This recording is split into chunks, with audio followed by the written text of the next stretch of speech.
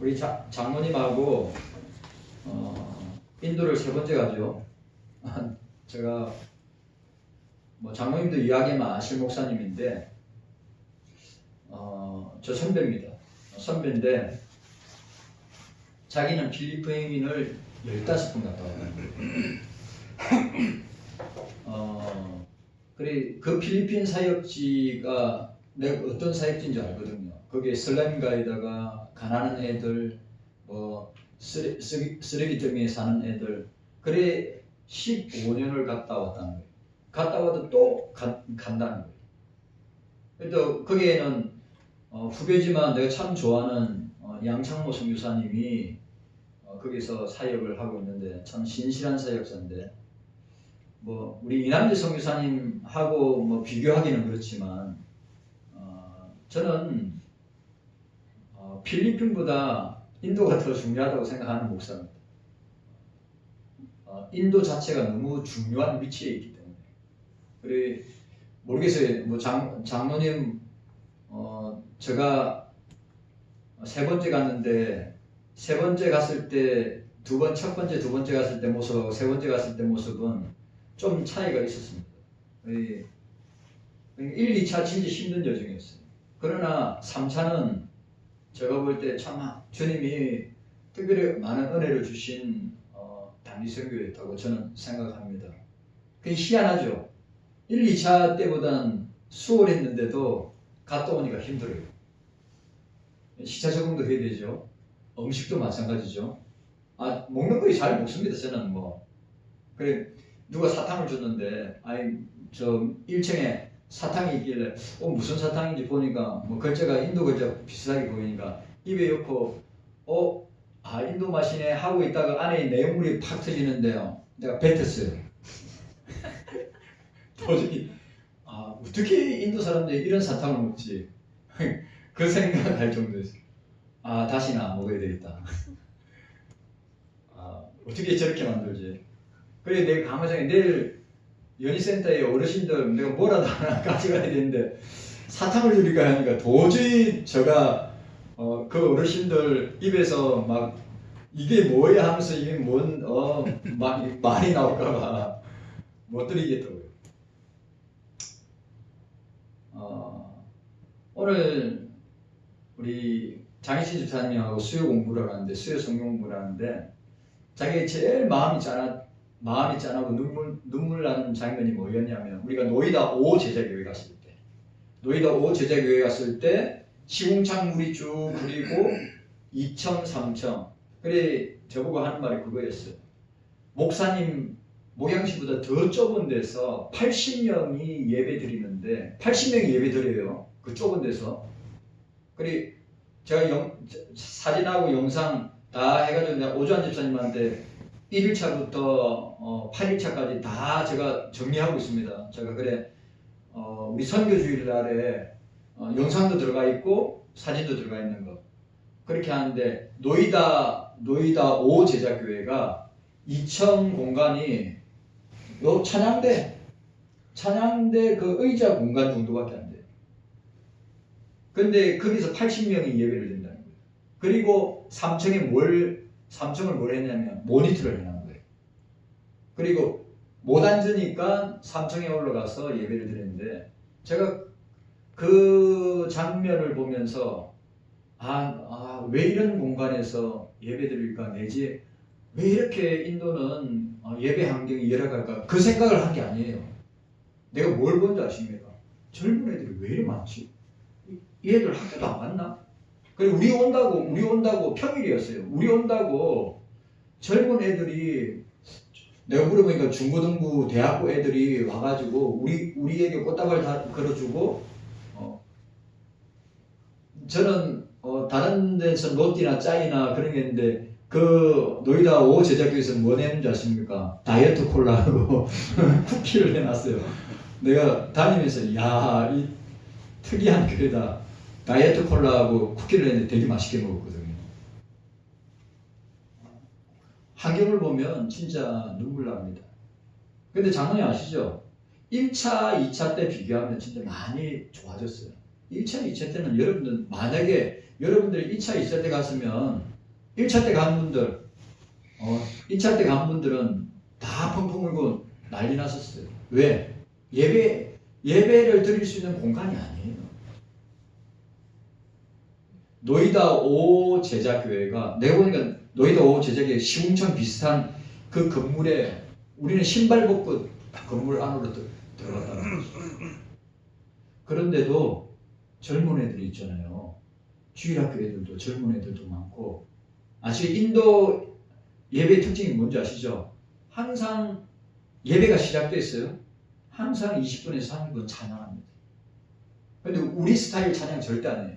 우리 스타일 찬양 알려줘도 못 따라하고 배울 수가 없답니다. 못 따라하겠다. 자기들만의 스타일로 하는데, 그렇게 하고 어떻게 합니까? 시편 교독하고, 그 다음에 대표 기도하고, 설교하고, 그 다음에 나오는 게 뭔지 아십니까? 똑같아요. 그 제자 교회는. 그 다음에 간증이에요. 간증. 내가 은혜 받은 거. 하나님이 나를 도와주신 거. 치료해 주신 거. 물질이 없었는데 주님께서 우리에게 물질의 도움을 주시라고 항상 매주마다 그렇게 간증합니다. 한 사람, 두 사람. 만약에 멈추지 않으면 끝도 없대요. 간증이. 너무 선한 거 있죠. 모르겠어요.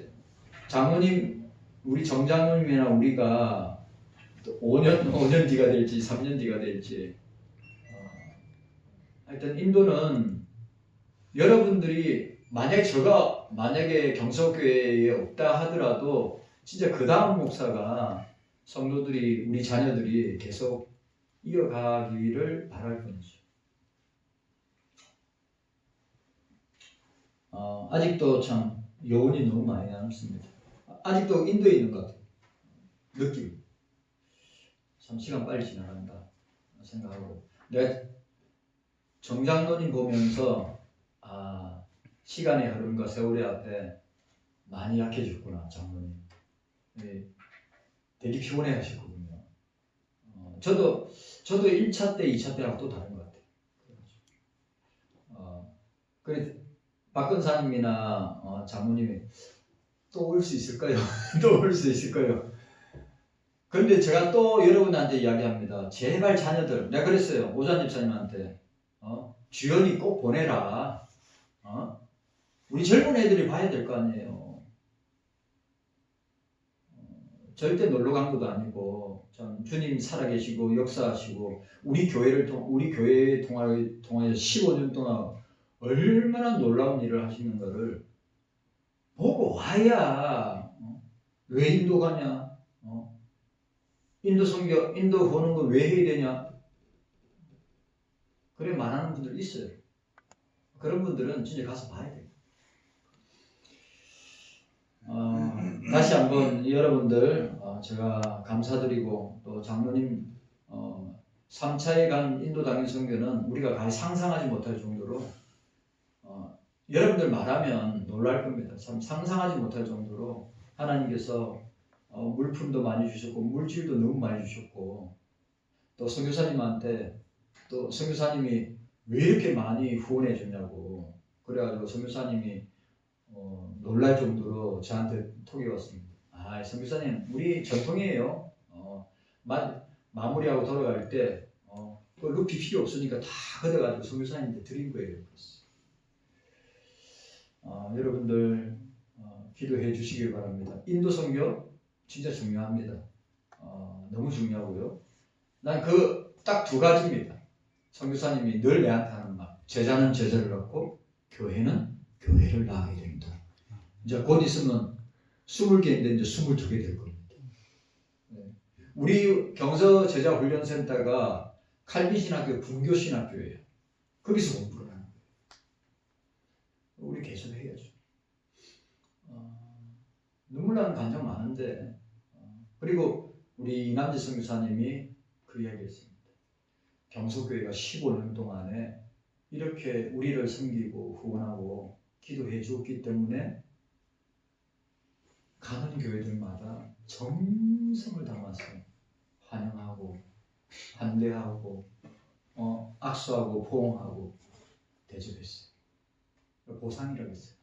난 그 말이 진짜 눈물 나긴 했습니다. 보지 아니하면 갔다 오지 아니하면 모릅니다.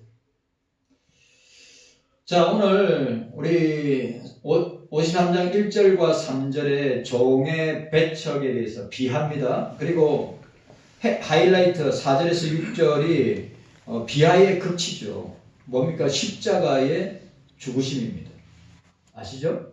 그 다음에 오늘 우리 53장 7절에서 9절 배척에 대한 메시아의 태도, 종의 태도, 이거는 우리가 본받아야 되는 거예요. 뭔 말인지 아시겠죠?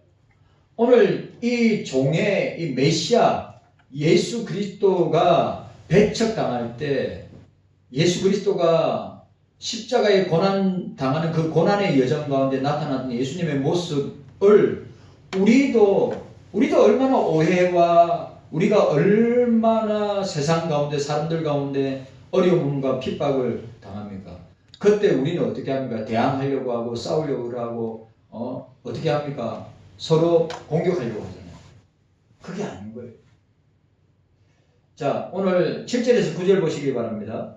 앞달락의 4절에서 6절에 종의 고난이 대속사에게 절정을 다루어준 후에 오늘 우리가 읽었던 7절과 9절에서는 종의 배척당함에 재차 다시 종이 고난을 당하고 배척당하는 장면을 우리가 보게 됩니다.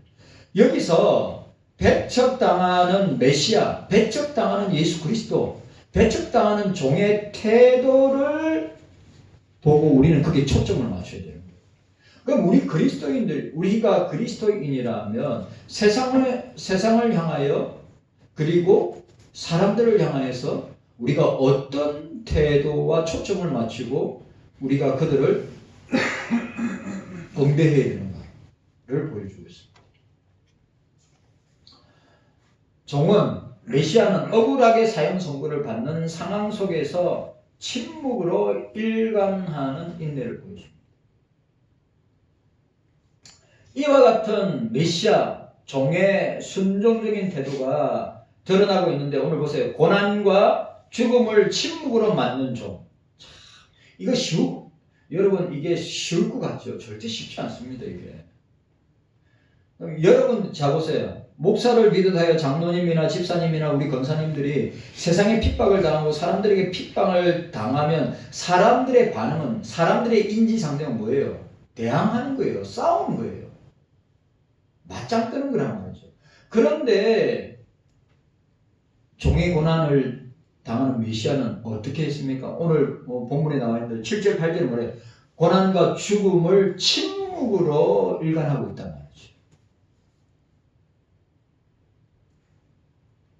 그리고 두 번째가 9절에 장사된 종이라고 했어요. 유명한 구절 나오죠. 자, 9절에 이 구절은 여러분 이 구절 말씀은 예언 성취가 어떻게 일어납니까?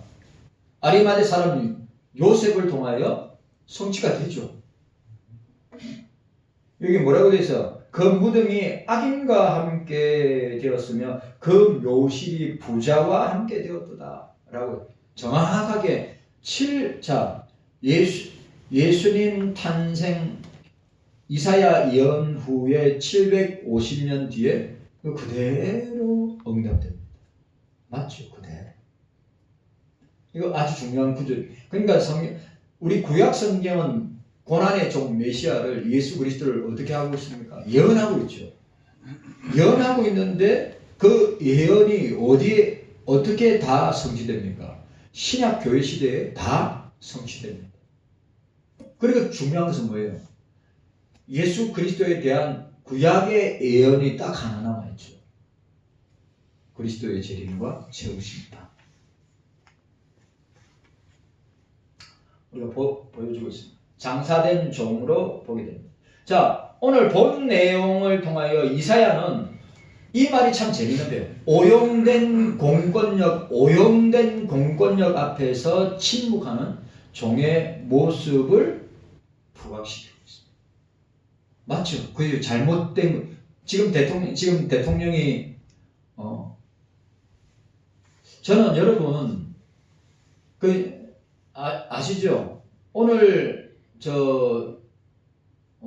대통령 변호하는 여자 변호사. 지금 그 여자 변호사는 우리 진영에서는 그냥 스타예요, 스타. 그리고 14개월 된 딸을 두고 있다고 그랬는데 자기는 변호를 하면서 계몽된 게 뭡니까? 생각과 사고가 바뀌어졌다는 거예요. 그러니까 이게 뭡니까? 오형된 공권력으로 어떻게 했습니까? 역사 가운데 대통령을 그렇게 한 적이 우리나라 이승만 대통령이 건국한 이래 그런 적이 있었습니까? 한 번도 없었어요. 오용된 공권력, 잘못된 공권력 맞죠? 대통령은 대통령은 법에 대한 제재, 뭐 구속이나 그런 거 대통령 기간 동안에 그렇게 못해요. 그냥 원래 검찰이나 구속영장을 하고자 하는 사람들이 저 대통령실에 찾아가서 서면으로 하더니 그렇게 하는 거예요. 대통령을 누가 구속을 해가지고 감옥에 있습니까? 그래 이게 오용된 공권력 앞에 침묵하는 종을 맞죠? 포갑적이죠. 얼마나 예수님을 잔인하게 신문했습니까? 그런데 예수님은 뭘로? 침묵으로 일관합니다. 자, 그러면 오늘 저와 여러분들도 마찬가지예요. 우리가 오해받을 수 있습니다. 우리의 세상 가운데 핍박받을 수 있습니다. 교회 가운데서 그렇게 당할 수 있습니다. 그런데 어떻게 합니까? 예수님은 침묵하십니다. 우리도 얼마든지 변호할 수 있습니다. 그런데 저와 여러분들이 이 사건을 통하여서 예수님의 모습을 보면서 이 사건을 통해서 우리도 그렇게 하도록 우리도 그렇게 할 수 있도록 해야 합니다. 오해 살 수 있고 시험 받을 수 있고 또 괴로움을 당할 수 있죠. 목사도 마찬가지고 장로님도 마찬가지고 권사님들도 마찬가지고 집사님도 신앙생활을 하면서 세상 속에서 사람과의 관계 속에서 교회 속에서 얼마든지 일어날 수 있습니다. 그런데 어떻게 해요? 주님은 어떻게 하셨습니까? 변호하지 아니하셨습니다. 침묵하셨습니다. 왜? 나중에 드러나니까. 우리가 제일 약한 부분이 여기입니다. 우리가 제일 약한 부분이 여기. 참 쉽지 않습니다. 왜? 이 인간 죄의 본성을 가지고 있는 인간은 어떻습니까?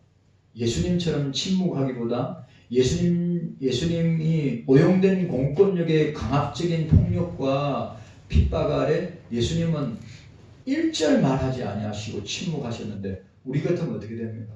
가만 안 있죠. 조금의 오해만 있어도 어떻게 합니까? 득달같이 일어나서 막 거품을 싸우죠.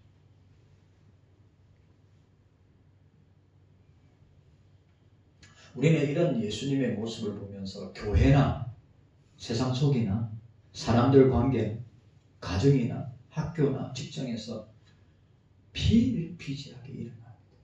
한번 보세요. 그럼 과연 우리는 어떻게 할 것인가? 근데 진짜 그리스도인들 중에 그런 오해와 그런 비난을 받으면서도 침묵하고 변호하지 않고 침묵하다가 그렇게 사람들에게 손가락질 당하는 가운데 기다리고 있다 보면 어떻게 됩니까? 그게 진실로 드러나고 나타나면 참 저 사람이 저 사람의 행동과 말이 맞았구나 라고 하는 것을 알게 되는 것이죠. 그런데 저는 난 지금 모르겠어요. 우리 성도들 가운데 어떻게 생각할지 모르는데 우리 대통령은 진짜입니다. 오용된 남용된 공권력으로 구속을 당하고 지금 재판을 받고 있습니다. 이제 다 끝났죠, 그죠? 뭐 3월 중순쯤에 결론이 난다고 합니다. 어떤 사람은 각본에 짜여진 대로 탄핵을 당할 것이다. 어떤 사람은 4대 4가 될 것이다. 그렇게 이야기하는데 죽게 맡겨야죠. 주께 맡겨야죠. 그러나 그리스도인들이 침묵하면 안 됩니다. 그리스도인들이 침묵하면 안 됩니다. 이때는 나라가 위기 가운데 있는데 대통령을 욕할 것이 아니라, 대통령을 싸잡아서 욕할 것이 아니라, 나라가 위기를 당할 때 그리스도인들이, 교회가 할 일이 뭡니까? 기도하면서 뒤에서 뭐 이러쿵저러쿵 이야기할 것이 아니라 기도하면서 행동할 수 있어야죠. 여러분, 그래, 요번 3일절 날 한국교회가 다 모인다고 합니다. 그래, 나는 100만 명 모인다 하길래 100만 명이에요. 예상이 1000만 명이래요. 모르겠어요. 저는 모르겠습니다.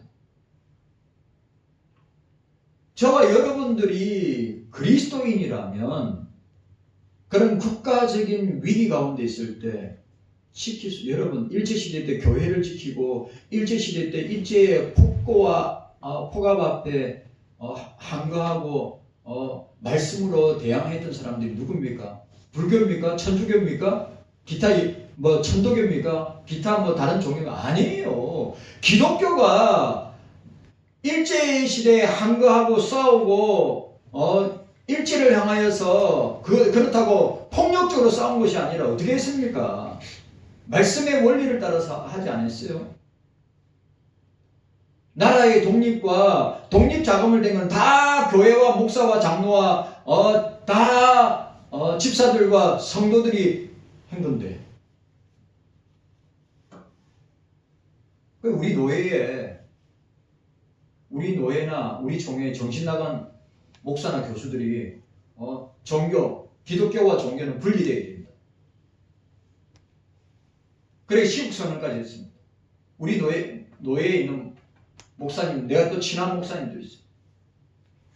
그러면 여러분, 제가 이야기하는 사무엘상하, 열왕기상하, 역대상하에 있는 내용들 다 빼야 됩니다. 왜? 그게 다 이런 내용입니다. 그래서 저와 여러분들이 3.1절 운동을 일으킨 것은 교회가, 기독교가, 목사와 장로와 집사와 그리스도인들이 일으킨 만세운동이란 말이에요. 국가의 절체절명의 위기 가운데 있을 때. 지금 우리나라가 그런 상황 아니에요. 근데 도리어 대통령을 욕하고 대통령을 비하하고 대통령을 싸잡아서 나쁜 사람이라 그러고 그냥 가짜 뉴스 듣고 그렇게 말하면 안 되죠.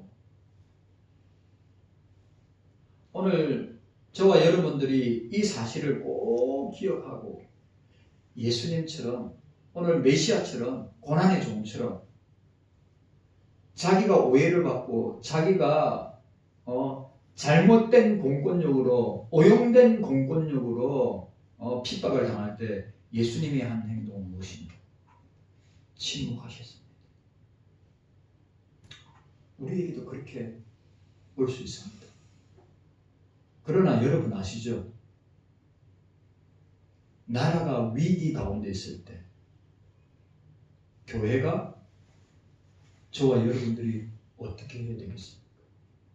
나라 망하면 교회 존재하지 않습니다. 저와 여러분들 존재하지 않습니다. 아멘. 그거 아셔야 돼요. 그렇기 때문에 이번 106주년 3.1절 날에 한국 교회가 다 모여서, 나는 솔직히 바라는 게 있다면 뭐냐 하면 3.1절 날에 회개 운동해야 됩니다. 으쌰으쌰 하는 것이 아니라 기독교의 세와 힘을 나타내는 것이 아니라 3.1절 날에 우리 대한민국이 이 지경까지 된 것에 대한 교회와 목사들과 장로님들과 그리스도인들 모여서 통렬하게 회개하고 저는 그게 우선순위라고 생각합니다. 그래야 나라도 새로워지고 그래야 교회도 새로워집니다. 너무 마음 아파요. 대통령 저렇게 되면 너무 마음 아픕니다. 어떤 결과가 나올지 몰라도 여러분 아시죠? 사도 로마서에 나와 있는 대로 우리가 위정자들을 위해서 기도해야 합니다. 네. 근데 그 위정자가 선한 위정자가 될 수 있고 악한 위정자가 될 수 있습니다. 왜 기도해야 됩니까? 고요하고 안정된 고요하고 평화의 신앙과 삶을 살기 위해서 우리가 기도해야 됩니다.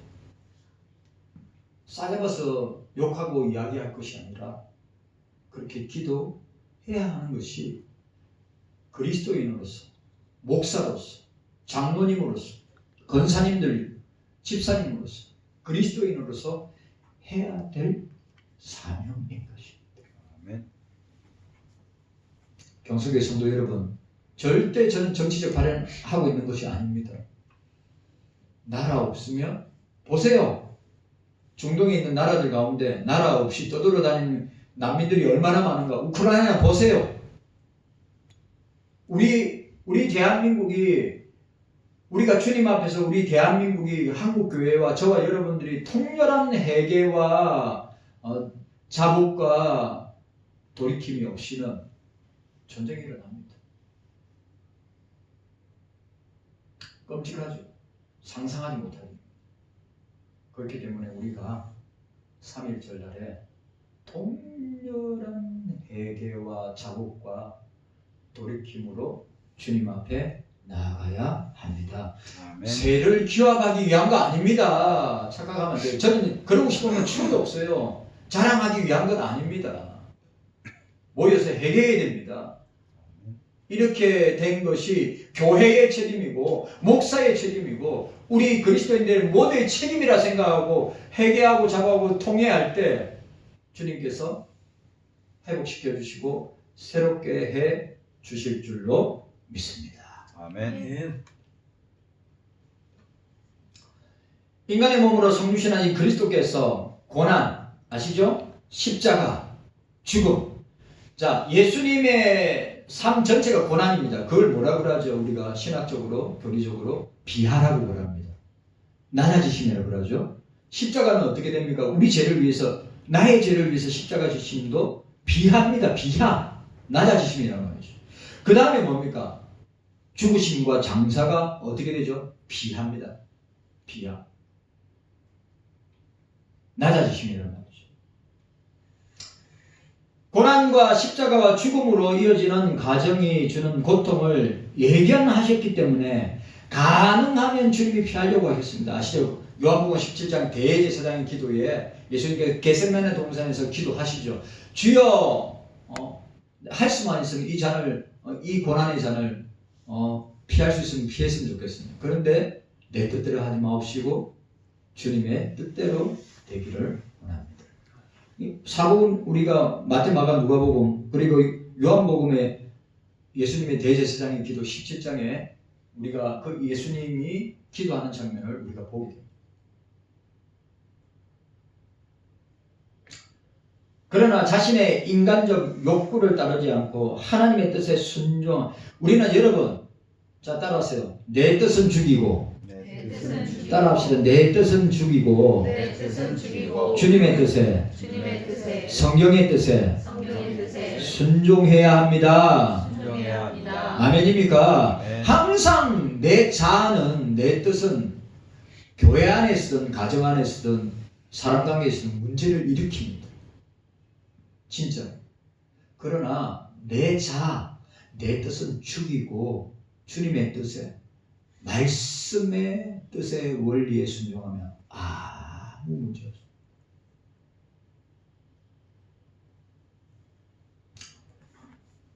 그러고 나서 자신에게 다가오는 박해와 모욕을 담담하게 맞이하게 됩니다. 심지어 오용된 공권력을 휘두르는 권력자 앞에서도 침묵하십니다. 이러한 태도는 예레미야의 행동과 대조를 이룹니다. 예레미야는 적극적으로 방어하고 변호했죠.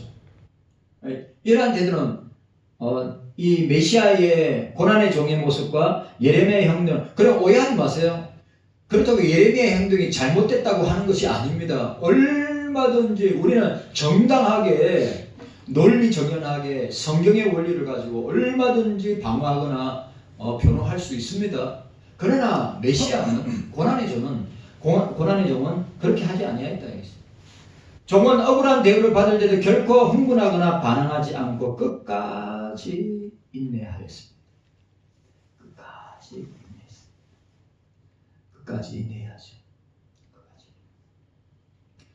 이러한 주님의 모습, 고난의 종의 모습은 구속사역을 성취하고자 하는 메시아의 헌신을 가장 단면적으로 보여주고 있고, 우리도 그렇게 순종하고 따라가야 될 모습으로 나타나야 돼요. 예수님이 그렇게 하셨습니까? 우리가 억울한 일을 당하고 사회적으로, 국가적으로, 국민적으로 공권력의 교회가 저와 여러분들이 고통을 당하고 핍박을 당하고 공격을 당할 때 오늘 고난의 종 메시아의 모습처럼 인내하면서 어떻게 해야 됩니까? 주님이 순종하신 것처럼 우리도 그렇게 나아가야 된다. 아멘. 그런 여러분들 되시기를 주의 이름으로 축원합니다. 아멘. 주님 감사합니다. 깨닫는 은혜가 우리 모두에게 있게 하여 주시옵소서.